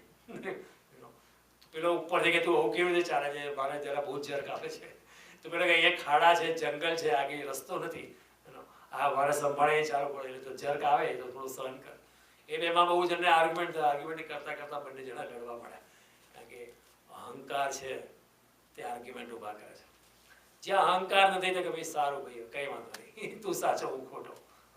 અહંકાર અને મમત્વ તમારું આર્ગ્યુમેન્ટ ઊભા કરે છે. બે જણા લડવા પડે અને એટલા લડ્યા તો પેલો છેલ્લે પેલો આ લંગડો કે મને ઉતાર દે, હું મારી જાતે જઈશ. ને આંધળો કે તું ઉતરી જા, હું ફોંફોડીને જઈશ, પણ તારી જોડે મારે નથી. Come what may, I don't want to go with you. એટલે લંગડાએ પણ કહ્યું I don't want to go with you.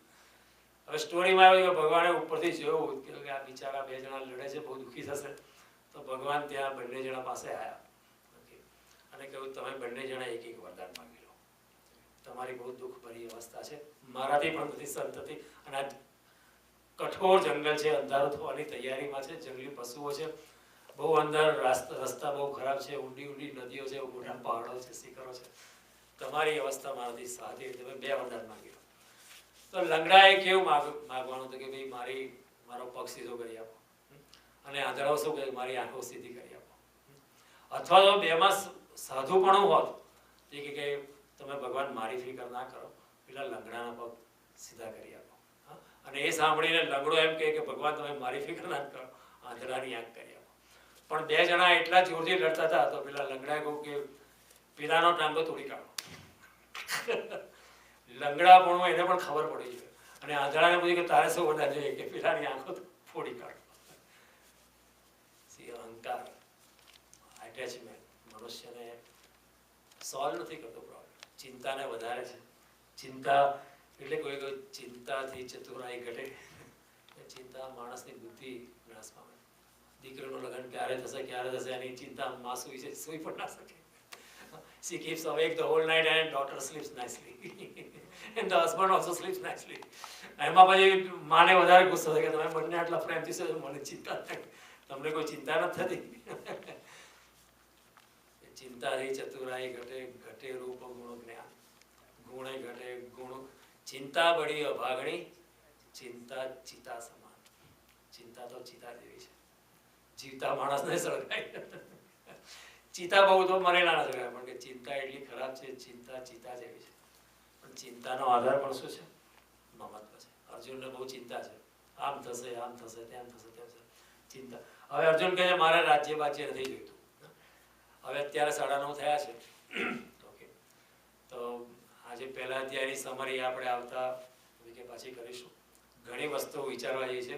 હું માનું છું તમે you will agree with me, there are lots of points to really ponder and really to understand and assimilate. કારણ કે આપણે એમ માને છે પહેલા અધ્યાયમાં કશું નથી. ઘણા વિદ્વાનોએ પણ એવું લખ્યું છે પહેલા અધ્યાયમાં કશું નથી, લો સીધી બીજા અધ્યાયથી શરૂઆત કરે. પહેલા અધ્યાયમાં શું છે? કશું નથી. દુર્યોધનનો સંવાદ છે, વચ્ચે રથલા છે, અર્જુન જરા નિડાલ થઈને બેસી ગયો છે, that's it. Let's go to second chapter. First chapter is very important. Understand the starting point, then only you will understand the journey, and then you will understand the conclusion. Very important to understand. આ બધી વચ્ચે બહુ વિચાર, મનન, ચિંતન માગી લે છે. So thank you. આવતા બુધવારે, સોરી નોટ સોમવાર, આવતા બુધવારે વળી પાછા એ મળીશું. અને થેન્ક યુ વેરી મચ. જય શ્રી કૃષ્ણ.